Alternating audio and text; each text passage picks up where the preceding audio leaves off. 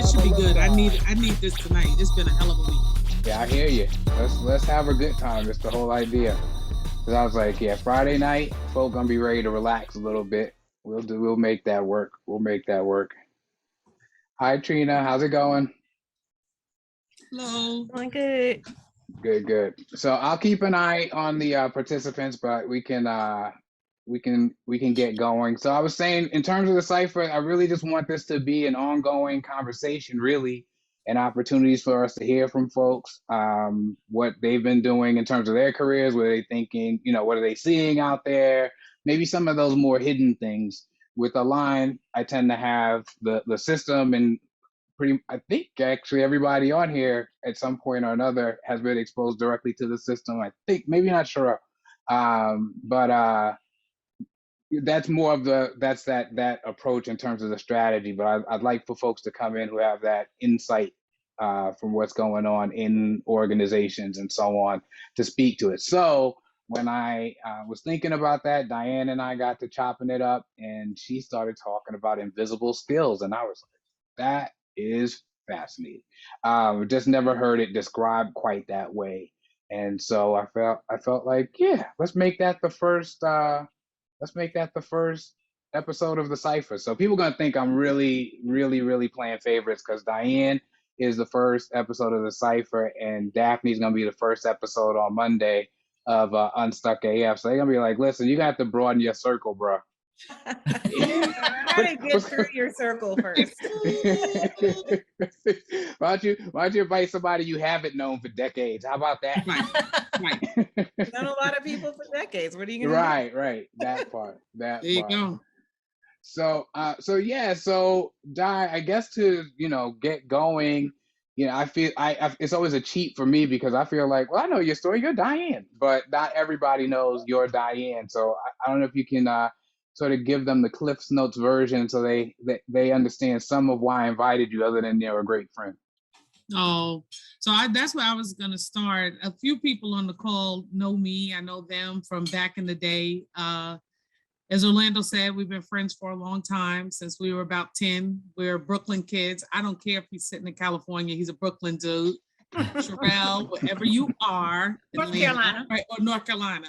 She's a Brooklyn girl. Mm-hmm. And Michelle, we let her be cool, even though she's from Queens. So let me be cool.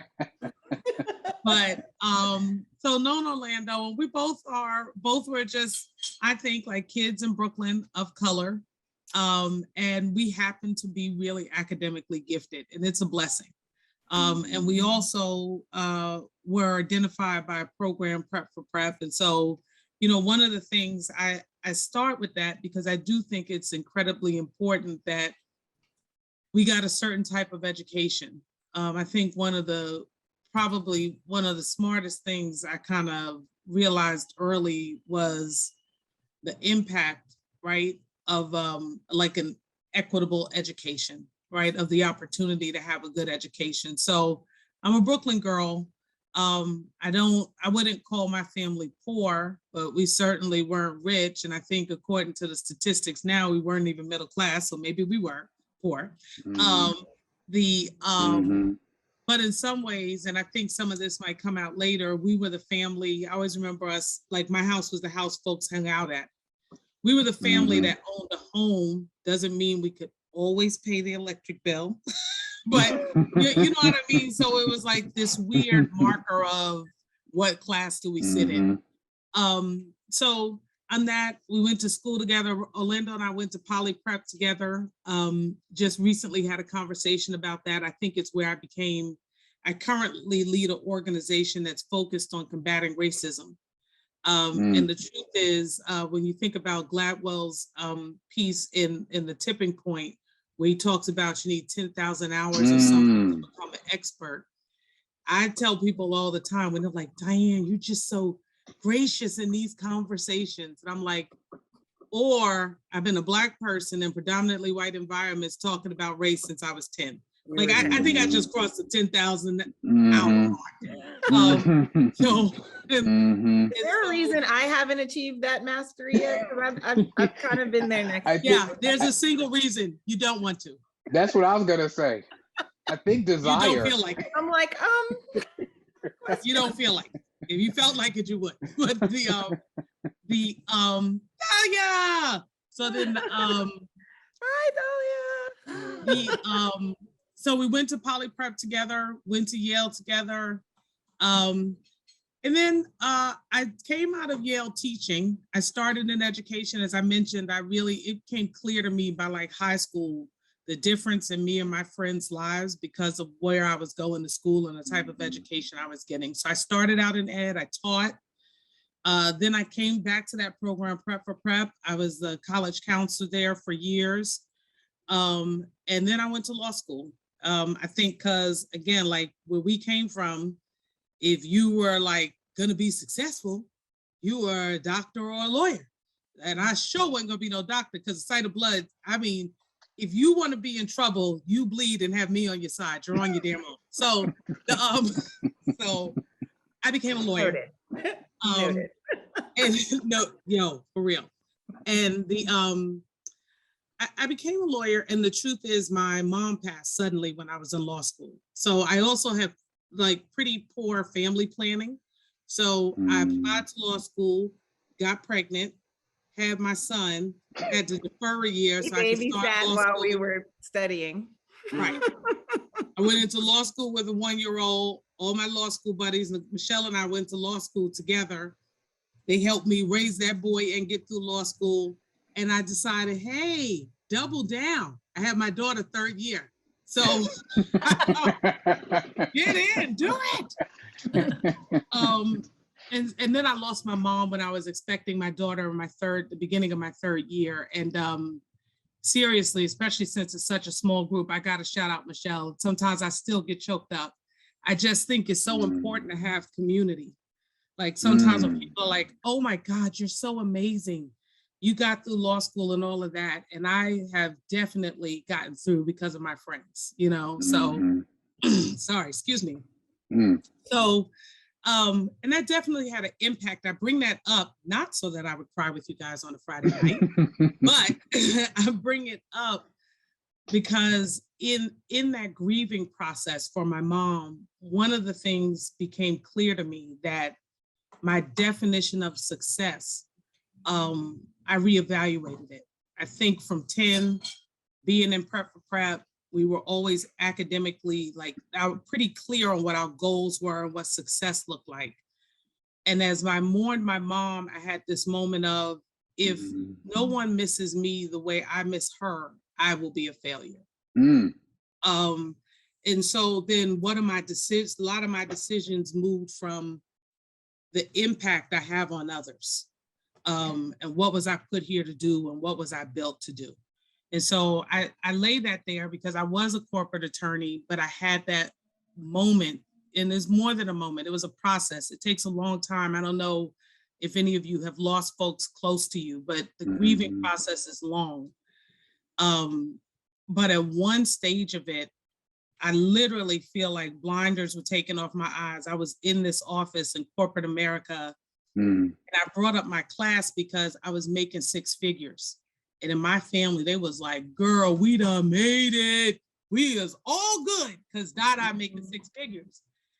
And I looked around and I was like, these people belong here and I don't belong here. And then I had to figure out then, so where do I belong? It wasn't that it was a bad place. It just wasn't my place. And so I decided I was going to leave my 6-figure job. My whole family almost laid down and cried. My father was like, you're just trying to kill us all. And I was like, I'm not. I gotta get at what success really is. And so I went back to Prep for Prep. They were looking for high-level leadership because our founder had left. In continuity, I went back to Prep. Then I always knew this, but I feel like we were rightly given opportunities, but there are a sea of children that could not access those opportunities.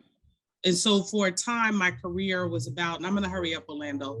For a time, my career was about expanding that population. So I went from prep to charter schools, right? And a lot of people don't like charters. I come from a union family, but here's what I felt about charters.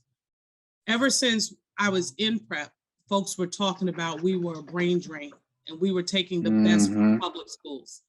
And I actually think that's accurate. However, while everyone's having policy conversations, children are not being educated. I'm like, I feel like we got to find some solutions while we're arguing about policy. I think it's a great argument, right? But there are literally kids that need to be educated while you figuring out how we provide more equity. And so in my mind, then and even now, charter schools are one of the answers. For the 4 I opened were all in central Brooklyn. There is no testing to get into them. How do you offer the opportunity for the child that doesn't test well, but wants to do the work, who has family? Sometimes charters get knocked around because they're like, well, they're only for the people, the kids whose families are supportive. Well, don't they deserve good schools too? Like, why is that a bad thing? Yeah. You know, so like, and so I do understand the challenges with charters, but I also think if we're just thinking about the child's options and perspective, it's like a necessary, I don't even want to call it an evil, but it's a potential solution for some. So I opened charter schools, and then I went to a program, City Year, which put in teams of volunteers in some of the most challenging traditional schools, right? I was like, I'm gonna go from impacting kids that may or may not test well in Brooklyn to how do I now impact kids across the city? When I came to City Year, I finished negotiating the organization's first contract with the DOE that put us in, I think, 10 or 16 schools at the time. And then, you know, for this group, I'm gonna be super honest. I think we all have moments in our career, right? Where maybe I shouldn't say we all do. I have had moments in my career where I have been kicked in the teeth. So I'm at City Year and I am objectively killing it. You hear me? I'm killing it. And I was asked to join a woman who was a board member at Prep for Prep. So she's known me since I was young, asked me to come to City Year as a deputy executive director because there were 2, and one was leaving and I would become the second executive director. And when it became my time to become the second executive director, they decided they were only going down to a single one. Oh, okay. And wanted me to stay deputy. Really now? Yeah. And I was like, oh, okay.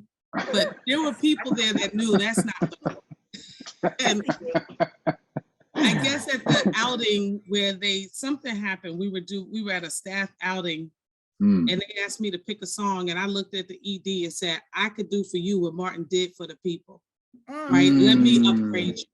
And I was finished upgrading you, right? I'm not gonna hook you up and I gotta be the deputy making you look good. Now it's not gonna happen. So I'm a team player, but that was effed up. So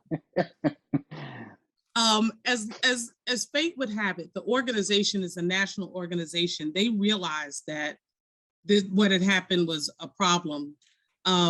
And I went through, they call it Lead City Year, this like developmental process, and interviewed to be ED at one other site, and they didn't go with me there either. And just as I was like, okay, here we go, one of the phenomenon me and a lot of my friends, quite honestly, women of color generally talk about is many of us have not been promoted. Our careers have advanced, but they've advanced because we've left and gone to other places. And so I was already debating that, and the mayor's office came to me, and I would probably say one of my most fulfilling and quite honestly, one of my breakout career moves was to become the chief service officer for the city of New York under Mike Bloomberg. So thank you. I loved it. It was awesome. I worked like a junkyard dog. I tell you, when I finished that 5 years, I was so tired. I took a corporate job. It took me a year to get my energy back, but it was absolutely amazing. It was the job where I went outside of education and really wanted to flex more being the leader, the number one. It's something that was fairly large scale. So I did that. When Mike was leaving office, I wanted to leave with him. I did not want to go. What he offered me to stay with him would have been another role in service, and it would have been very big. It was leading his Cities of Service initiative, which was basically what I did in New York. We funded across the country. But one of the things I had found interesting is women in particular, women of all races, when I was at the mayor's office, they would send me friends of the mayor. We literally call them FOM, friends of the mayor. And they'd be like, Diahann, here's a friend of the mayor. She's really having a hard time career-wise. Can you help her find the right volunteer gig to help her transition? And so I led, NYC Service was focused on volunteerism and service. And one of the things I noticed was women of a certain age, if we were too expert and too narrow, it seemed to me like we were more likely to get pushed out of what we had expertise in, and then we were expected to start again. So I didn't take the position with Mike, and he didn't take it well at first, but in about a couple of months, he was fine. He was fine. He usually is. He usually is. He gets over himself. You know what I mean? But literally the last day, I think it's December like 30th or something, we're in the office, and I finally come to him. I'm like, are you finished like being annoyed? So when we finished, he was like, I hear you going to that other communications company, and I guess I'll let you in my building. And I was like, you're so ridiculous. So so I went to work for Time Warner, and I led their corporate philanthropy, their foundation.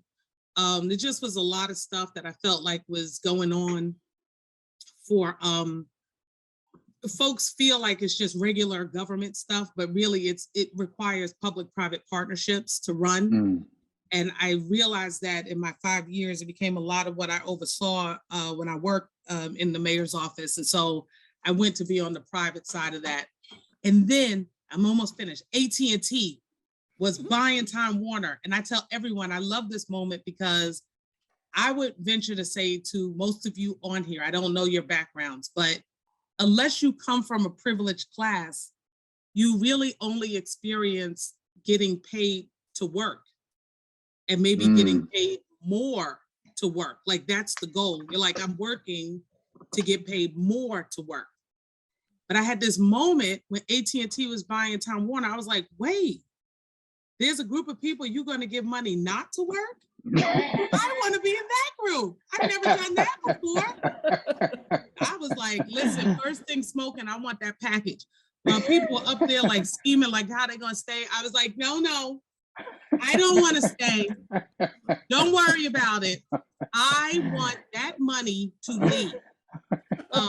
And so as I was getting really excited about like going to volleyball games with my yoga pants on and Starbucks cups and stuff, instead of running the volleyball game, sweating and whatnot, to see my child play, you know, like I was like, I'm gonna get my money. I had been teaching like a single class at NYU, and they were like, come be a visiting professor. And I was like, y'all don't hardly pay nothing, but it's all right, because I got my money not to work. I'm gonna do that. I'm gonna get that money. I'm gonna be good money. And then Donald Trump won the election. And this country, and I'm gonna finish where I started, right, on this issue of race. This country went a place that I guess we knew, but we never really saw. And I had another one of those moments of sitting at the desk when, you know what I mean, some of my grief was lifting. And I was having this moment of clarity on like where I belonged. And it was like, I was built for this. Like, you know what I mean? Like you belong in this space where you address this issue. Even though I already had my really cushy job where I could wear my yoga pants and carry my Starbucks cup. But so this job came along, and if we want to talk about bias, we could talk about the interview process for this job and how I ended up in it, if that's where you want to go later, Oz. But I'm gonna stop. And now I'm the CEO of that organization, Rise, and we use sport to combat racism. We're a national organization. So I'm really glad that you laid all of that out, because it's been, well, one, it's been a lot of fun and impressive to watch you go through these things. And it's been fun to, you know, open up magazines and this and that and see you there. So it's sort of fun to go back down that road. But also because, as you talk about the 10,000 hours, we started out some of this very much shoulder to shoulder at Poly and advocating for getting ABC and those, and which was the Anti-Bias Coalition. Later on, they changed it to a Better Community, which is another interesting conversation. I'm like, why did they change that name though? That sounded sweeter, did it? But at any rate, so I've witnessed it and I've been there with you. I guess I'm wondering, were there specific pieces, as we talk about those hidden talents and so on, were there specific pieces that along the way you found yourself going, oh yeah, I picked this up here and I picked that up there? Like, what were some of those pieces? Yeah, I think there's some that I picked up, but I think the greater clarity I've had is the ones, I don't know if I should say born with, or ones I don't even remember acquiring. I don't know if you guys had that experience, but I even think back to, just to give y'all some of Orlando's business. Let me just tell you, Orlando told me one year, now I have to live in fear. You should be fearful. This is so ridiculous. Y'all so should be scared. fearful. We're grown at this point. Clearly, we're like with our partners. And Orlando said, girl, I still remember when you was 10. He said it was him and a bunch of other boys. They didn't even want to take the test for prep. So prep, we're in 5th grade. We're testing, and it's really difficult testing. And you have to go to summer school, right? Which is like counterintuitive. You're like, why, if I'm a bright kid, am I going to summer school? So he said him and these dudes, that half of them he don't even know, because they're pulling us from all over the city, are getting ready to take the test, and they don't even want to take the test. They're like, fuck this test. Excuse my language, it bothers some folks. He's like, fuck this test. We don't even want to take the test. He said, girl, you and your breast walked in, and he said, we were like, every man for himself, fellas, every man for himself. Start filling out Scantrons. He said, girl, we was working like just slaving away though. There you go. So there you go. Back to your question, before I put your business in the street, let me answer the question now. I think it was one of the things I do know, and I think many of the adults who went through Prep for Prep, we may or may not realize we have it, but I think one of my most invisible skills is the ability to understand what someone is asking me. And it sounds really simple, right? But I think it certainly benefited me. I still remember one of my essays for prep. And I understood that what this essay was asking us to write wasn't to be who's the most knowledgeable 10-year-old. It was asking me to show them that I could order thoughts and make an argument and support it. Yep. Sorry, Trina. Prep is a organization that it is a leadership development organization that identifies kids at 10 years old that are academically gifted, puts them through 14 months of academic training and other training, and places them in private schools. And then we also offer comprehensive leadership development services. Thank you for asking that question, because I should have explained it to others as well. Thank you. Go ahead. So one of my skills, to your question, I realized pretty early on, was that I understand what folks are asking, no matter how they phrase the question, I can almost always understand what they really are asking me, or I know I don't, and I know I need to clarify. Yes. Again, and I think that's one of those invisible skills. I think another, I think we've given stuff really interesting names. Some of it now we call it EQ, but I think that there are folks that an invisible skill is, even if you don't necessarily, I'm not saying we're like clairvoyant and like, I know your motivations, but the ability to read the room, to understand the dynamic in the room, even when you don't know what has caused it. It just, there are times when I know to stop going down a certain road and I can still get to the same end, but that I have to adjust. And it doesn't take like a dust up.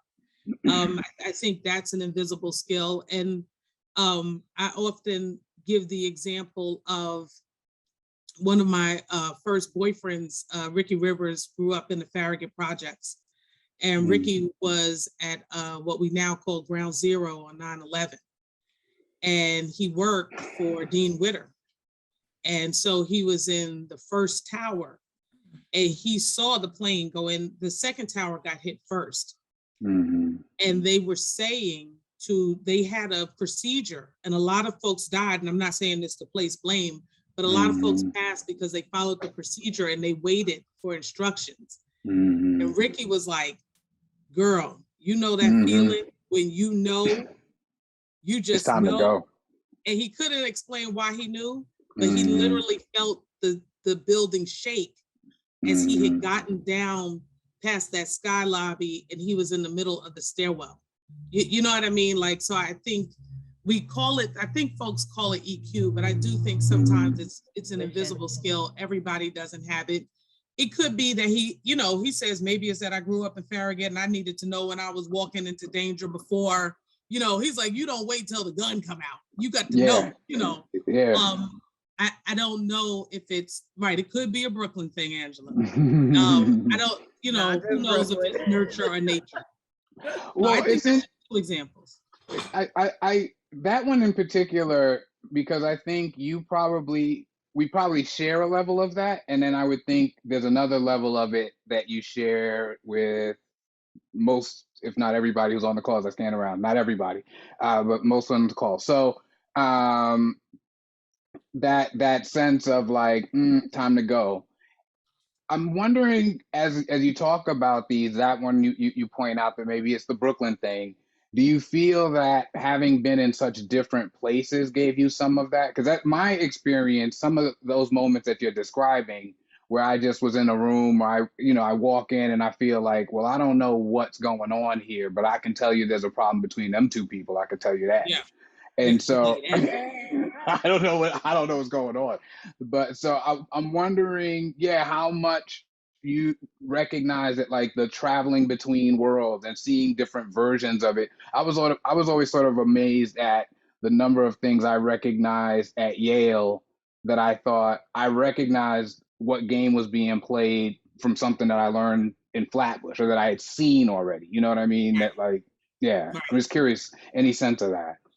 Well, if I could make a little bit of a segue to what I do now, guys. So RISE, our mission is to educate and empower the sports community to eliminate racism and to promote social justice. And that's a big chunk, right?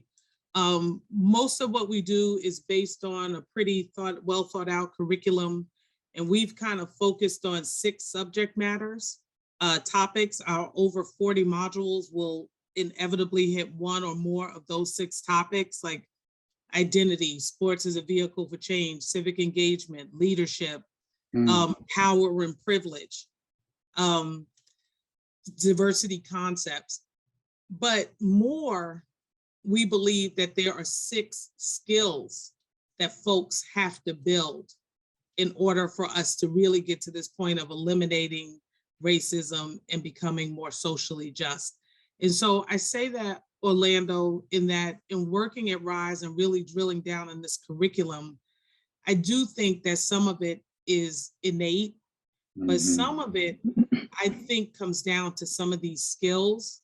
And I think it can be various experiences, but they hone these skills in some and not others. So one of those skills is active listening. Okay. Right?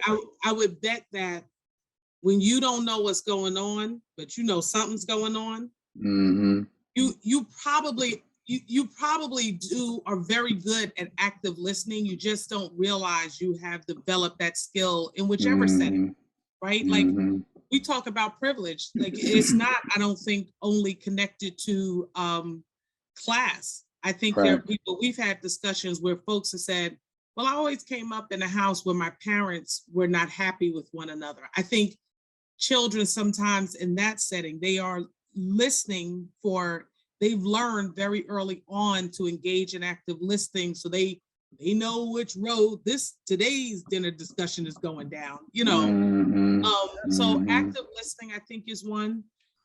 We look at empathy as a skill.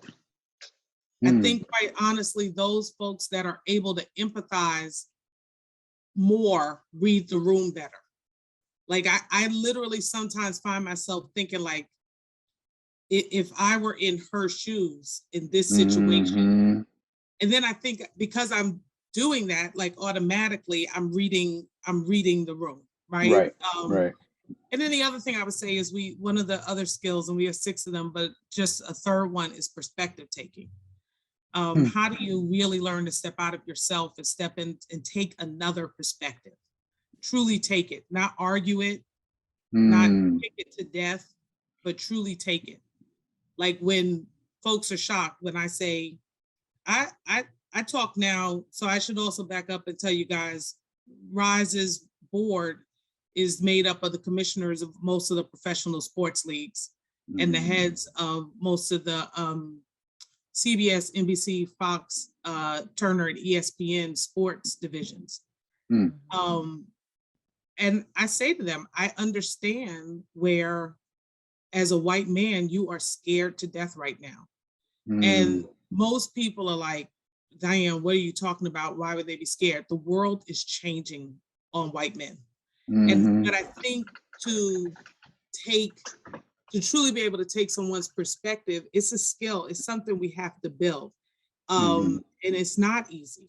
It's easier to take your perspective and explain why someone else's perspective is not rational or is not making sense.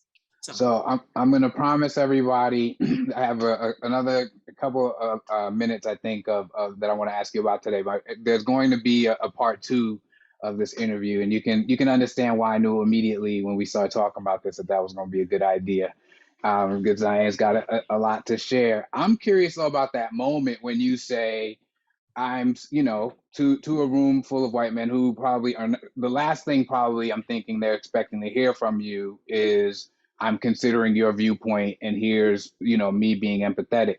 What's your sense of the response you get in the room? And do you feel like there's any lesson there for us on a broader scale? Like outside of that room, is there a way that we could be engaging in a different way?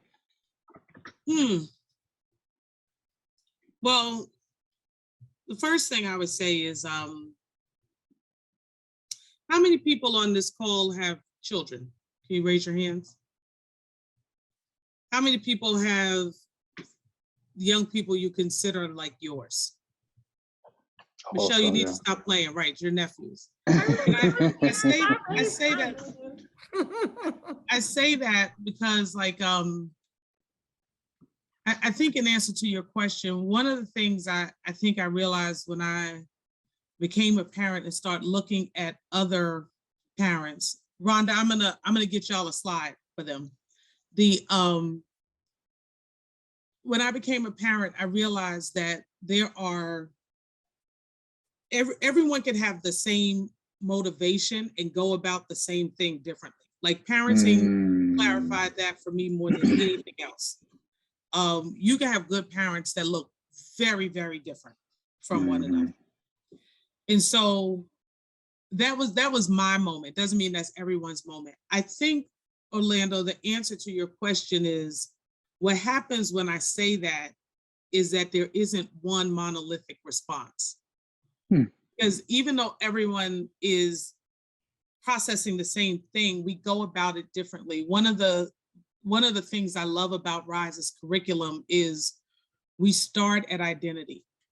And when we do this exercise, one of the exercises, the main one that we have for it, folks realize if you really had to, and I'm happy to do some of it on our next conversation, sure. If you had to identify yourself, right, by certain characteristics, you'd probably be stunned by what you share with some and what you don't share with others. And so some of the white men, they don't respond in a monolith because they're not a monolith because they're white men, right? Like that's like this construct in some ways that we have made. So some of them, it could be because of bias, but it really, they don't necessarily take what I say at face value, and they are just like skittish to respond. Some of them are very open and they appreciate that I am being that direct with them. My board chair is Paul Tagliabue, the former commissioner of the NFL. This is like the smartest man in the room all the time. I tell people he's 81, Parkinson's, I don't care. This dude is brilliant. Wow, really? Paul, I say it to, and like one of the first things he said to me was, yeah, that's it's really horrible, but it's true. You know what I mean? And others, some just flat out disagree. Right. But the thing is, I think that there's a varied response whenever I say it, just because we're really not a monolith. So loving that. I did see, or you did say about getting the slide, and one thing that I spoke to Di about that I think would be interesting as we do get that slide up, and I'll make sure to point everybody to it when we post the recording. I think it'd be interesting for us to try. You may not try all 6. That might be a lot to be doing as we're doing all the things we're doing, but maybe to try 1, 2, or 3 of them, and to see what our experience is consciously going out and trying these skills or working on these skills, or just noting where we're seeing these skills come up, and where maybe some other people are exhibiting in good or maybe not so good ways the things that we're talking about. And I thought that would really lend itself to an interesting conversation next time with Diahann, where we might be able to talk in practical sense of, okay, going forward as she moves. And believe me, I get the text, I'm at the NHL All-Star game, I'm at the NBA All-Star game, I'm at the Super Bowl, right? So Diane's always on the move, and so I get to hear how some of these things play out and are applied, but I think it'd be interesting for us to look at it that way in a real practical sense. So that sneak peek, that's what I'm thinking as we post it, will be where our focus is. Di, I'm just gonna ask if there was anything else. Yeah, there you go. I just want to answer Rhonda. So Rhonda, I'm not sure which 3 I said, because I'm a woman of a certain age, girl. So I'm gonna just read them to you from the top. I may repeat them. Reflection, critical thinking, perspective taking, active listening, leadership, and teamwork. And I must say that my team and I, we're bringing on a director of programs and curriculum, because we're constantly now, we're in a good position of having to build more and more curriculum. I think we've got to unpack that leadership and teamwork one. I don't think those are single skills, but you know. Interesting. You know. Well, that's yeah. Well, thank you, first of all. I appreciate you being here. There's a lot of head nodding going on, so I suspect I'm not the only one who appreciates hearing from you tonight. And I'm looking forward to our next one, but I'm also looking forward to, and I know you are too, making this drink and relaxing and hanging out a little bit. So here's where we're gonna go. Can I just say one more thing? For sure. I know this is a time thing, but we didn't ask anybody if they had a question. Oh, you're correct. Questions for Di. I guess I thought I was seeing them in the chat, but you're right. Yeah, let's feel some questions. Rhonda's hand is up. Mo's hand is up. Yeah, let's get those. Okay. I just wanted to clarify what the difference is between reflective thinking, putting yourself in someone else's shoes, and perspective thinking, because it seems like by taking their perspective, you're putting yourself in their shoes. So I didn't know if you could explain the difference. So yes, and so this is part of, I love it, Rhonda. This is part of why the team is like, do we really need to break down leadership? So reflection is the ability, can you look at what just happened and truly reflect on it? Can you reflect on your experiences? Critical thinking is looking at a situation, and I don't want to define a word with a word, but can you analyze the totality of a situation in front of you? So for instance, if someone says, we talk a lot about systemic racism, and there are folks that just don't believe systemic racism exists. And we say, if you can engage in critical thinking, we're not sure you can come to the conclusion that systemic racism doesn't exist, right? So critical thinking is, okay, let's look at something like mortgages, and let's look at your average interest rate, or let's look at the impact of redlining. Let's look at the fact that there is redlining. There has been, historically, there's been redlining. Okay, and now let's look at rates of ownership, and in particular, rates of ownership in certain places. But in order to do that, you need the skill of thinking critically. You can't, if you can't think critically and pick something apart and look at facts and analyze, you just can't even really have those discussions, right? And we're seeing that across our country. Like, I think it's, yes, folks disagree, but some folks literally can't think critically. Yeah. And then the third one, so is reflection, critical thinking, and perspective taking. Perspective taking, we separated out because whereas critical thinking, we think is more attached to, can you be analytical and analyze facts? Perspective taking says, we use in one of our digital assets, if you and I are walking down the street and I'm not afraid of dogs, but you are, it's more attached to being able to step into someone else's perspective, even if you're looking at and experiencing the same facts.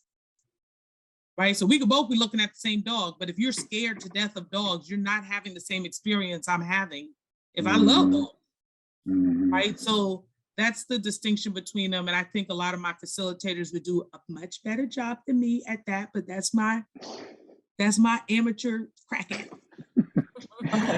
I love it. I love it. Mo, I saw your hand as well.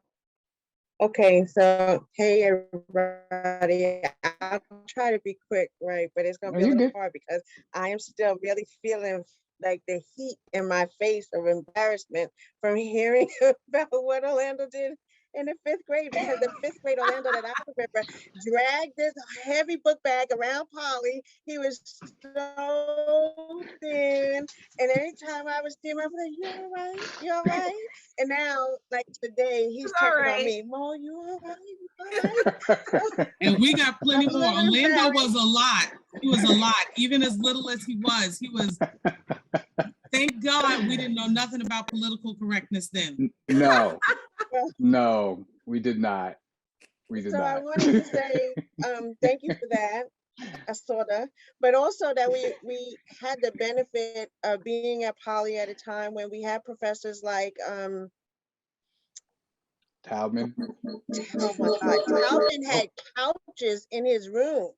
Right, like his room, he had his own phone in there, Dr. Taubman, and he had couches, and he would let people come back and visit. And I was emancipated as a minor when I was at Poly, and Kim, who was with you guys at Prep for Prep, she would always look and be like, you know, you need to be coming up to Trinity. I was like, I'm not in your program. I was like, you knew there was like 2 of us that were here that were Black before the prep program came, right? And she was like, no, all of y'all belong to me. And she was serious about it. So I love that. And if I had any questions or if I needed to figure out anything, that everybody from the prep program, whether you were in it or not, officially, she made it wonderful. So I appreciate all of you because I know you come from her, and she was amazing to me. And she was amazing, period. Y'all gonna make me cry twice. Yeah, no, don't get me started on Kim tonight. Yeah, but go ahead. And then we also extend from, I don't know, everybody may not have had Feldy as a professor or a teacher while at Poly, but I wrote in the thing when I found out he passed away that I knew he wasn't talking to me. Somehow I knew he wasn't talking to me, but I was listening when he was like, you could be good at Latin. I was like, he's talking to somebody else. But that listening into a conversation when you're a kid and you're like supposed to be in a child's place, but knowing when to have heard enough to get out and leave the room, or if you hear like it getting just a little too loud while people are having a spades game going on and you know it's time to get out, or you know, Orlando has a story about being in Flatbush when somebody's coming in and he only wanted cookies, but there's a big problem going on. And like we know, because we have to get to the bus stop on time. The 44 bus has to connect to the B8 if you're trying to get to school on time. So I just think that by hearing professors tell you stuff like you could be good at something if you practiced it. And then actually being in the class and it practice. That Dr. Talman knew that I was emancipated. So when they had faculty meetings, instead of like parents coming up, he allowed me to come to school and sit in the faculty meetings, because my senior year, I was only in school maybe 40 days. I think because the New York State law required you to be in school 40 days. So I might have been there 41.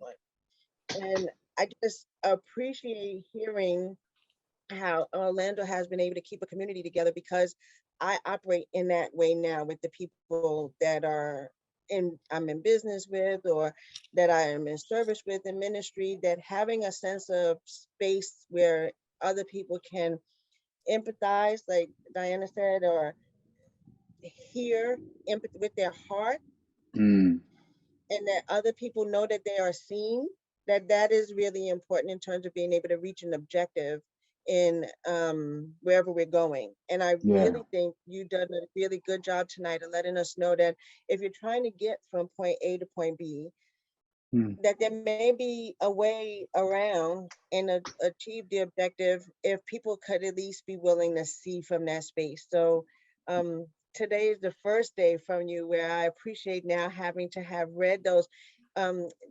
Anybody else have Driscoll for English, where we had to like do the speeches for the various pieces of Shakespeare? And I'm like, why?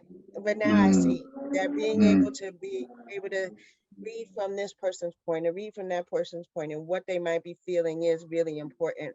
Because even with Trina being on today, she might not have been with us in Brooklyn, but Trina from Oakland, right? So I understand that she understands what we're talking about being able to read the room. I was able to make a connection that when she said, oh, you offering the package, I'm out, that this type of thing goes on for many of us, and having a safe space to talk about it, I think is wonderful. So I just want to say thank you for that. And Absolutely. Is that Lisa from class of 90? No. That's Della Pietra. No, that's not Lisa.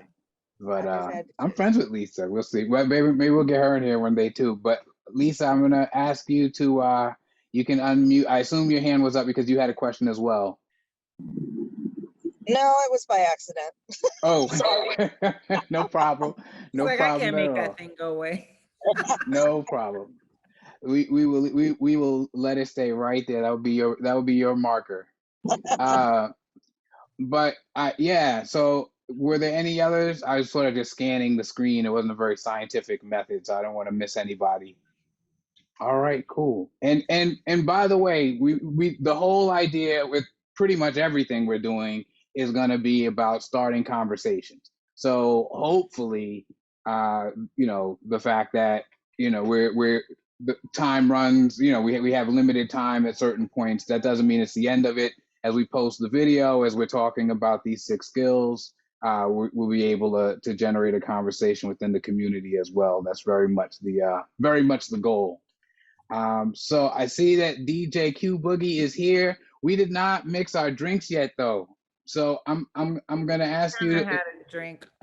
So Michelle I'm on my way to number 2. Michelle wasn't waiting on us. So I'm wondering if we can do. I won't show because I ended up recording a video and we explained a little bit. I'll tell you quickly that MoJo, who was going to do that part for us, got called into work as a bartender. So we recorded a segment last night, and what I'm thinking I'll do to be about, I think like it's like the first 10 minutes or so is where we actually make the drink. So if you're going to follow along with the recipe, you can go ahead and do that. I'm gonna grab ice while I start it, and then we'll listen to some good music from our DJ and relax a little bit on a Friday night. Does that work?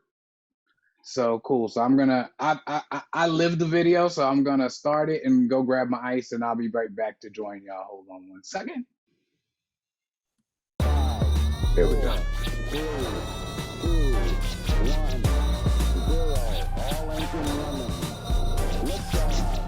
All right, y'all. So here's the thing: when you get a great mixologist to come in and help you out, the problem is that's a hard secret to keep. So I'm not the only one who knows that Maisha Johnson, the great mixologist, and she got called in to do some work on Friday night. So she's been kind enough, because she is a great supporter of a live performance. She's been kind enough to now come in on Thursday night and mix this drink, teach us how to do it together. I'm going to make the drink with her tonight, and then we're going to show this on Friday, and everybody else can make the drink with her tomorrow. So I'm not going to say much more than that. It's my job. Now I'm going to take this hit. I'm going to make this sacrifice, and I'm going to drink on Thursday and Friday. So I just want y'all to know that that's the kind of servant leader I am, that I'm willing to do that.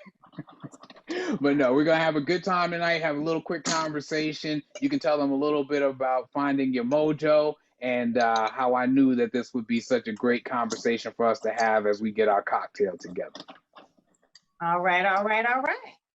Hey, y'all. Hey, as Orlando said, I'm a girl, Mojo, AKA Finding Your Mojo with Maisha, is what I do every Monday on IG, where I have conversations with different guests. Orlando was included one Monday. And we just have different conversations with a cocktail, because what better way than to have a good conversation than over a cocktail? So today's cocktail is going to be Mojo's Mule. Now, I love a pretty glass or pretty cup and a nice theme. So since we done themed it out with the mule, I have my rose-colored cup ready. Impressive. Okay. And I'm also going to have, so you should have, if you haven't already read, you should have your whiskey or bourbon of choice. There you go. Orlando took it back to the old days, to the JD. Hey. My old faithful is JD. I got a couple JD t-shirts to prove it. There you go. I had to get down to my roots. There you go. Yes. My first brown girl drink was Jack Daniels, because that's just how I roll. So if you come to the house, usually in the cupboard is the Old Faithful. But today I decided on a little bullet bourbon. Mm-hmm. You need some apple cider or apple juice if you don't have the apple cider. But I'm still in the holiday spirit, so I got a little leftover. So I'm doing some apple cider.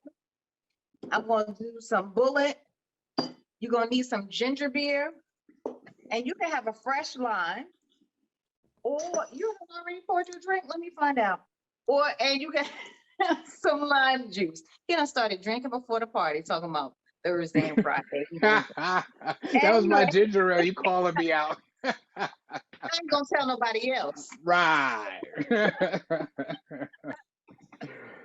I have prepared my mixer with my shaker with some ice cubes. Hope you did too. If not, we're ready to go. Here we go. You want to give them a second on that? There you go. All ready? So I have some ice in here. You need a little shot glass too, or your measurements in your pretty rose-colored utensils that I was gifted by my lovely friend that lives in Cali, LA even. Nice. Carrie. So since I did this every Monday, I needed some proper utensils. So I'm going to go for 2 shots or 2 ounces, however you like to call it, and my mixing glass. This bottle is kind of big. I'm not even going to lie. I could do that. Bottle of whiskey. I mean, I've seen it, but I have it on my person. I feel so special. So shout out to my cousin CJ and Latoya who gifted me this particular bartending set. So I hope they're out there checking us out, and I'm making good use of it. Orlando, it's so necessary. It's so necessary. All right. So now I poured 2 ounces up in my mixer. And now don't pour the ginger beer in that shaker, because you don't want to shake up anything bubbly. But I'm going to pour a 1/2 ounce of my apple cider. 1/2 ounce. Now you told me earlier I can, if I'm wanting a little more sweetness, or if they're wanting a little more sweetness, we can go with a full ounce, right? You can go with a full ounce, but I like to put in my drink. I like a little. Oh, okay. I got you. A little there you go. So I'm going 1/2 ounce, but you could feel free to put a whole ounce if you like it more appley or more sweet. Then I'm just going to do a couple little drops of the lime juice, because you don't really need a lot. Just a couple, because you don't want to go. You don't really want that. You just want a couple. All right. Okay. I'm gonna go with my lime, but I can handle that. Okay. I think that'll do it. I mean, a fresh lime is better, but sometimes nobody got time for that. So today I don't have time for that. Okay, I got you. No problem. Mhm. So I'm gonna put my top on just so. I'm gonna shake All her right. up just so. I have some ice already in my Mule cup as well that Okay. matches the set just so Oh, come to on. make that. Mhm. Come So on. y'all should just shake, I got that one beat again. Shake, shake it all the time. All right, now There I we want it go. nice and cold. So I shake it a few times. And then if I'm lucky, the top will come off. Yep, you gotta, work it a little bit. There we go. All right. So I like to use all of the utensils because they're so pretty and they make me happy. I'll jump So I'm right gonna in go there ahead with you. and pour that girl in here in my pretty Mule cup. Mm-hmm. Okay. And then you should top it off with your ginger beer or your ginger ale. Okay, here we That go. I'm gives gonna you a get some. little bubbly that you need. It gives you a All little bubbly right. So I'll get that you that in there. I'm gonna clean that up. proper measurement, but I would say fill it up. Fill it to the Got you. brim. Got it. Okay. Sometimes I like a little garnish. I'm gonna cut up a little lime. I do have Mhm. one. I just didn't feel like squeezing it in my drink.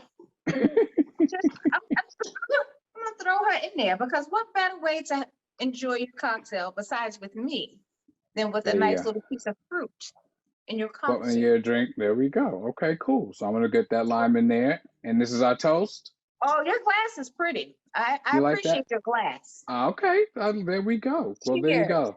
Let's Daphne toast. Pierre Bishop, you can take pride in, and we just got a compliment on the glass. So we're gonna raise our glass now, and we'll be raising our glass to Yes. you, Mojo, tomorrow night when we all do this together.